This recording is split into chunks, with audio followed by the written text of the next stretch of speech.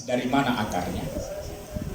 Mau jadi calon gubernur tiba-tiba tidak pernah di DPRD, mau jadi menteri tidak pernah jadi gubernur atau tidak pernah jadi pemimpin daerah, adalah format politik salah arah. Jadi kerjanya teman-teman di lembaga riset adalah mencoba mengintrospeksi ulang, betulkah format berpolitik Indonesia ini? Politik pencitraan itu kalau dicermati itu stop di 2020. Kenapa saya bilang stop di 2020? Itu cukup satu periode saja, dari 2014 ke 2019. Karena sebenarnya tren pencitraan itu paling menarik waktu Mas Jokowi mau jadi presiden periode pertama. Itulah top dari proses pencitraan yang membuat semua pemilih tidak bisa apa-apa. Persepsi politik yang tidak pernah pun ketemu Mas Jokowi waktu 2014 itu terhipnotis. Biar kita tidak pernah ketemu, ya kan? Dan itu agak nyerempet ke Anies hari ini.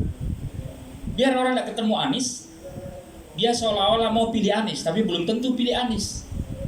Dia hanya datang di keramaian itu dan nanti riset juga kita lihat, riset pun nanti kita bisa cermati betul ke arah situ. Jadi menurut saya ada dua dimensi tokoh yang kemudian 2014 Mas Jokowi berhasil melakukan transformasi pencitraan itu, yang kemudian Mas Anies berhasil melakukan itu dalam dimensi hari ini.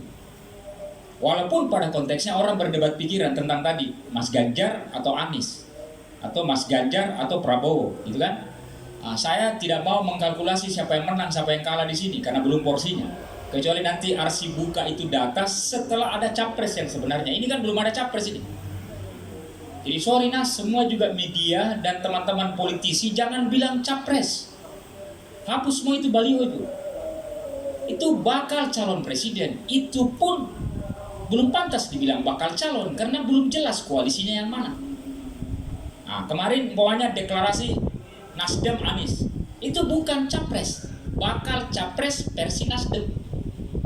Karena belum ada koalisinya. Jadi baru bakal capres versi Nasdem.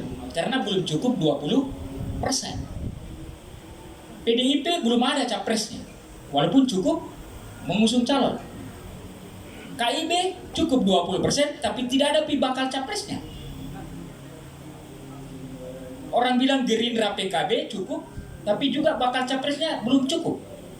Karena Mas Prabowo baru bakal capres versi Gerindra, belum juga versi PKB. Jadi sebenarnya kalau kita diskusi hari ini tidak ada juga bakal capres, gitu loh.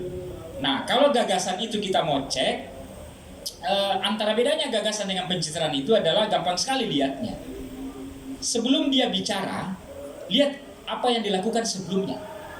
Jadi kalau dia politisi di DPRD kabupaten kota mau jadi calon gubernur, apa yang dilakukan di DPRD kabupaten kota itu?